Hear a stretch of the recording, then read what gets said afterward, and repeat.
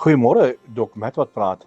Ek en 'n jare oue vriend van my, ons ontmoet by 'n winkelsentrum en nou sê ek vir hom, so en so laat, hy sê tyd is reg.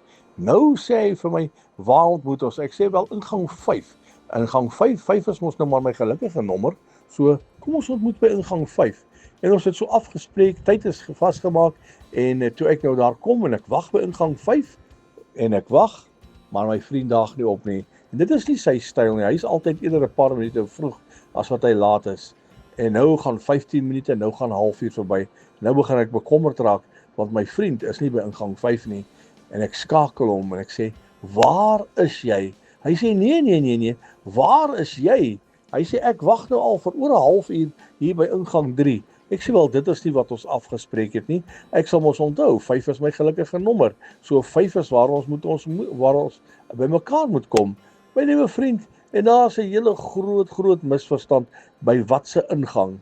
Maar ek wil vir u sê, daar is 'n ingang wat ek nie gaan verkeerd hê nie, en dit is die Oospoort. Die Oospoort waar ek sal ingaan na my hemelhuis.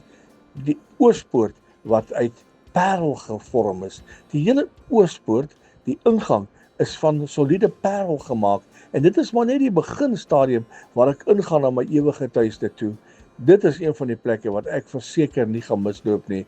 My ewige tuiste, daai poort, gaan ek verseker nie mis nie. En ek wil jou bemoedig, my liewe vriend, jy kan alle poorte en alle ingange en alle tye verkeerd kry, maar dis een plek waar jy nie moet verkeerd hê nie. Jy moet verseker wees, as Jesus kom, dat jy sal ingaan om hom tegemoet te gaan. Herlewingsgroete.